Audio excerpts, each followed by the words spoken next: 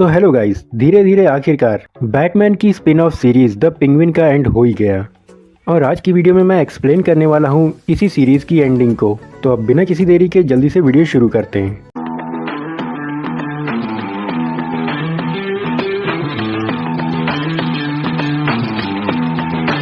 तो सबसे पहले बात कर लेते हैं इसकी शुरुआत के बारे में। तो ये शो शुरू होता है बैटमैन के इंसिडेंट के 8 हफ्ते बाद, जहां हम गॉथम शहर के अंदर अभी भी वो सारा असर देख सकते हैं, क्योंकि शहर में कई जगह अभी भी पानी भरा हुआ है। ऐसा हमें इस सीरीज के अंदर बताया गया है। वहीं हम पेंगुइन को देखते हैं जो एंटोन फैल्कॉन की मौत के बाद फैल्कॉन्स के नए लीडर या फिर हेड एंटोन के बेटे अल्बर्टो फैल्कॉन से मिलने जाता है, जहां अल्बर्टो पेंगुइन को बताता है कि वो एक नया माल लाने वाला है जिससे मार्केट पूरी तरह से बदल जाएगी। जिसके बाद पेंगुइन उससे बड़ी बड़ी बातें करके उसे बोतल में उतारने की कोशिश करता है, पर अल्बर्टो पेंगुइन को उसकी असली जगह दिखा देता है। जिसके बाद पेंगुइन का मूड खराब होता है और वो उसे मार देता है। जी हाँ, ये आदमी मूड खराब होने पे कुछ भी कर सकता है। इसकी सबसे बड़ी मिसाल मैं आपको इस वीडियो में आगे दूंगा। जिसके बाद एंट्री होती है सोफिया फैल्कॉन की, जो कि एंटोन की ही बेटी है और पिछले 10 साल से वो आर्खम असाइलम में बंद थी, क्योंकि उस पर इल्ज़ाम था कि उसने कई सारी लड़कियों को मारा है। जिसके बाद लोगों ने उसे हैंगमैन का नाम दे दिया था। और शुरुआती 3 से 4 एपिसोड इन्हीं सब चीज़ों में निकल जाते हैं, जहाँ पेंगुइन सिल्वर्टोन मरोनी के पास जाता है और पेंगुइन का इल्ज़ाम अपने सर लेने को बोलता है। बदले में वो ऑफ़र करता है कि वो उस माल या फिर ब्लिट्ज का सौदा उसके साथ करेगा, पर वहीं वो दूसरी तरफ सोफिया चमचा बनकर उसके साथ भी लगा रहता है। और इन्हीं सब चीज़ों के बीच पेंगुइन को एक विक नाम का लड़का भी मिलता है, जो कि आगे जाकर इस पूरे शो में एक की पॉइंट बन जाता है। वो कैसे, वो भी मैं आपको वीडियो में आगे बताऊंगा। And back to story. तो मरोनी को पेंगुइन पर शक हो जाता है, जिसके बाद मरोनी की वाइफ पेंगुइन पर हमला कर देती है जब वो सोफिया के साथ उसी ठिकाने पे होता है जहां वो ब्लिज नाम की चीज़ तैयार की जा रही होती है, या फिर वो ड्रग, और वहीं पे वो उसका भांडा भी फोड़ देती है। जिसके बाद सोफिया को पता चल जाता है कि उसके भाई को मारने वाला और कोई नहीं बल्कि पेंगुइन ही था। हालांकि पेंगुइन के ऊपर सोफिया को शुरुआत से ही शक होता है, क्योंकि इस ब्लिज के बारे में सिर्फ अल्बर्टो और सोफिया को ही मालूम होता है। तब तक पेंगुइन वहाँ से भाग जाता है। जिसके बाद मरोनीज वो सारे रॉ माल पर कब्जा कर लेते हैं, यानी कि उसे अपने कब्जे में ले लेते हैं।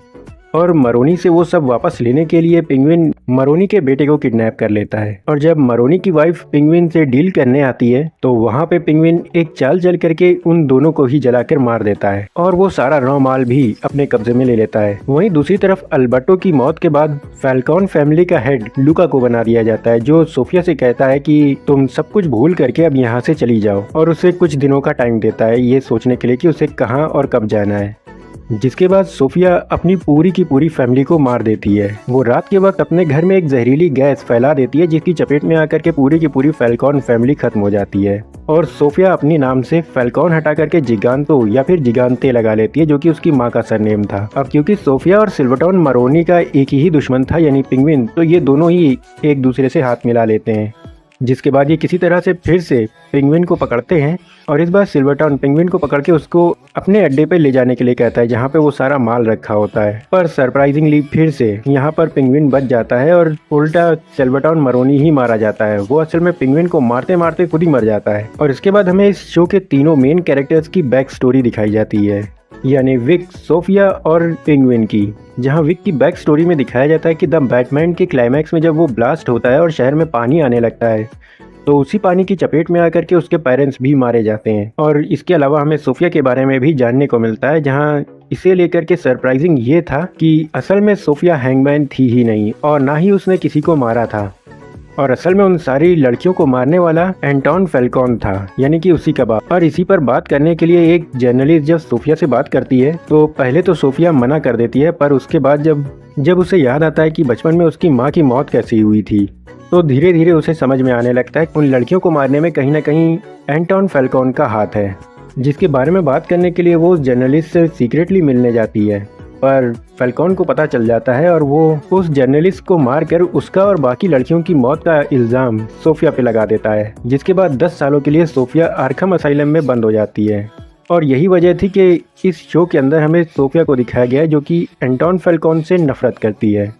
और गाइस इस पूरे शो में कहीं ना कहीं इस बात का सस्पेंस बनाया गया है कि पेंगुइन के भाइयों के साथ आखिर हुआ क्या, और इस चीज़ का सीक्रेट हमें पेंगुइन की बैक स्टोरी दिखाते वक्त हमारे सामने रिवील किया जाता है। पेंगुइन के भाइयों की मौत की वजह और कोई नहीं बल्कि पेंगुइन खुद था, यानी कि ऑज, छोटा ऑज। तो होता ये है कि ऑज और उसके दोनों भाई खेलने के लिए एक बंद पड़ी जगह पर जाते हैं जहाँ पर कोई भी जाता आता नहीं था ज़्यादा, और खेलते खेलते वो लोग एक सीढ़ी से उतर के एक टनल में चले जाते हैं और ऑज को भी वहीं बुलाते हैं।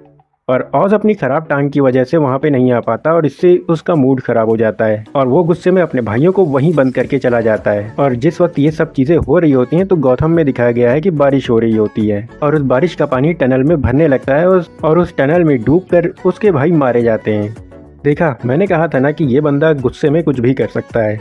और उसके बाद जब ऑज अपने घर पहुंचता है तो उसकी माँ उससे उसके भाइयों के बारे में पूछती है, जहाँ पर वो कहता है कि वो दोनों तो पिक्चर देखने गए हैं, और खुद अपनी माँ के साथ बाहर रेस्टोरेंट में खाना खाने चला जाता है और किसी को भी कुछ भी नहीं पता लगने देता। और प्रेजेंट टाइम में कहानी फिर से आगे बढ़ती है और इस बार फिर से सोफिया पेंगुइन को पकड़ लेती है, पर इस बार भी पेंगुइन वहाँ से भाग जाता है, जिसपे मैं बिल्कुल भी सरप्राइज नहीं था क्योंकि इस पूरे शो में कई बार ये बंदा भाग चुका था। और एक चीज़, यहाँ पे पेंगुइन को लगता था कि उसकी माँ को उसके भाइयों के बारे में नहीं पता कि उसने उन्हें मारा है, पर इस शो में हमें आगे पता चलता है कि उसकी माँ को पहले ही से पता था कि ऑज ने ही अपने दोनों भाइयों को मारा है, क्योंकि उसके कोट से टॉर्च मिली थी जो कि वहीं जाकर खेलने के लिए थी उनके पास। जिसके बाद ये दोनों अपने सबसे बड़े पत्ते फेंकते हैं, जहाँ सोफिया ये बोलती है कि जो भी पेंगुइन को सबसे पहले पकड़कर उसके पास लेके आएगा उसका घर, बिजनेस और सारे के सारे एरिये उस एक आदमी के होंगे और वो गौथम छोड़ करके हमेशा के लिए चली जाएगी।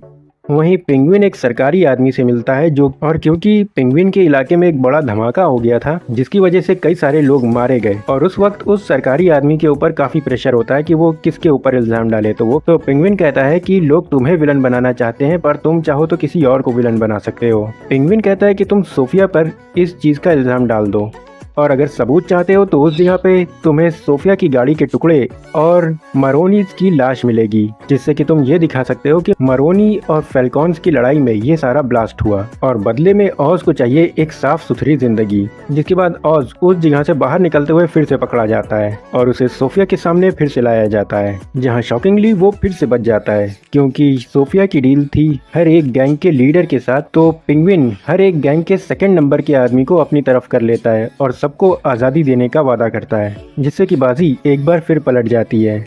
और उसके बाद ऑज सोफिया को एक गाड़ी में लेकर के वहाँ से निकल पड़ता है, जहाँ सोफिया को लग रहा था कि वो उसे मार ही डालेगा और पेंगुइन उसे एक अनजान जगह पे ले जाकर छोड़ देता है और उसके जाते ही वहाँ पर पुलिस आती है जो कि सोफिया को अरेस्ट कर लेती है उसी सारे धमाके के इल्जाम में। जिसके बाद हम ऑज को देखते हैं जो कि विक के साथ बैठा होता है और हमें यहाँ पे पता चलता है कि हर गैंग के सेकंड नंबर के आदमी को अपनी तरफ करने का आइडिया असल में विक का था।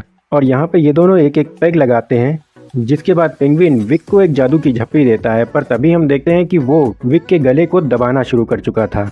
धीरे धीरे उसके गले को जोर से दबाने लगता है, जिससे कि आखिर में उसकी मौत हो जाती है। और यहाँ पे मैं ये देख के हैरान था कि जिस आदमी ने उसके लिए इतना किया पेंगुइन ने उसी को मार दिया। कहा जाए तो इस पूरे सीजन में जब भी पेंगुइन पकड़ा गया है तो उसे बचाने का काम विक ने ही किया और क्लाइमैक्स के वक्त भी विक का ही प्लान काम आता है और पेंगुइन वहां से बच पाता है। पर जिस तरह से इस शो में हमें पेंगुइन को दिखाया गया है हम समझ पाते हैं कि इस आदमी के लिए कोई भी ज़रूरी नहीं है। मतलब ये उस फंडे पे काम करता है कि ऐसा कोई सगा नहीं जिसे ठगा नहीं। और उसके बाद हम सोफिया को देखते हैं जो कि वापस आर्खम असाइलम में बंद हो गई थी और इस शो के ख़त्म होते होते गौथम सिटी की सबसे बड़ी 2 क्राइम फैमिलीज ख़त्म हो चुकी थीं। वहीं दूसरी तरफ हम पेंगुइन को देखते हैं जिसकी लाइफ अब बिल्कुल बदल चुकी थी। वो एक महंगी कार में से बाहर निकलता है और एक आलीशान घर में जाता है और सीज़न यहीं ख़त्म हो जाता है। तो अब आप सोच रहे होंगे कि यार ये तो बैटमैन का ही स्पिन ऑफ है, तो क्या इसमें बैटमैन दिखाई दिया या नहीं? तो मैं कहूँगा कहीं भी नहीं। इस पूरे शो में बैटमैन को लेकर के इस तरह से बर्ताव किया गया है कि लगता ही नहीं है कि वो बंदा एग्जिस्ट भी करता है। यानी आपको बैटमैन दिखना तो छोड़ो, उसका जिक्र भी नहीं दिखाई देगा। हालांकि शो के ख़त्म होने से कुछ सेकंड पहले हमें आसमान में बैटमैन का साइन दिखाया जाता है, जिसे देख के लगता तो है कि कम से कम जिंदा तो है आदमी। और इसके अलावा अगर हम ओवरऑल इस शो के बारे में बात करें तो इस पूरे शो में हमें गुड वर्सेस ईवल की लड़ाई नहीं दिखाई गई, बल्कि ईवल वर्सेस प्योर ईवल की लड़ाई दिखाई गई है। यानी कि इस पूरे शो में कोई भी आदमी अच्छा तो नहीं था, जो कि देखने में काफ़ी अलग था। इसके अलावा मुझे लगता है कि सीज़न काफ़ी लंबा घसीटा गया। इसके मेकर्स चाहते तो कम से कम 2 एपिसोड तो इसमें से घटा ही सकते थे, जिसकी वजह से कई जगह पे कहानी खिंचती हुई सी लगती है। और पेंगुइन का एस्केप करना वो तो पका देता है आपको। इस शो में कई बार पेंगुइन पकड़ा जाता है पर हर बार वो बच ही जाता है। मतलब इन लोगों के हाथ में गन्स होती हैं पर फिर भी उसे शूट नहीं करते। और सबसे हैरानगी वाली बात होती है क्लाइमैक्स से ठीक पहले पेंगुइन का पकड़ा जाना, जहां सोफिया उसे पकड़कर एक रेस्टोरेंट में लेके जाती है और पेंगुइन और उसकी माँ को आमने सामने एक चेयर पे बांध देती है। और इस जगह पे मुझे तो लग रहा था कि बस यहीं पे एंड हो जाएगा, पर वहाँ पे से भी पेंगुइन भाग जाता है। और मुझे सोफिया के ऊपर हैरानगी होती है कि वो पेंगुइन के जब पकड़ के लेके जाती है रेस्टोरेंट में तो उसके पास सिर्फ 2 आदमी होते हैं। और ये चीज़ इस शो में काफ़ी इरिटेट करती है। अब बात कर लें इसके फ्यूचर के बारे में, तो इसके एंड में हमें एक चीज़ दिखाई गई है कि सोफिया के पास एक लेटर आता है जो कि हमें पता चलता है कि उसकी सौतेली बहन का है। और अगर आपने द बैटमैन मूवी देखी है तो आपको याद होगा कि उसमें जो ब्लैक कैट थी वो एंटोन फैल्कॉन की ही बेटी थी। तो हो सकता है कि ये ब्लैक कैट हो या फिर हो सकता है कि कोई और ही लड़की हो जो एंटोन फैल्कॉन की बेटी हो और असल में यही लड़की हैंगमैन हो। खैर, इसके बारे में और ज़्यादा लंबा नहीं खींचेंगे तो वीडियो को यहीं पे ख़त्म करते हैं। वीडियो पसंद आया हो तो लाइक करना और चैनल पे नए हो तो सब्सक्राइब ज़रूर करना। और मैं सुफियान आपसे मिलूंगा किसी और दिन किसी और वीडियो में। तब तक के लिए गुड लक।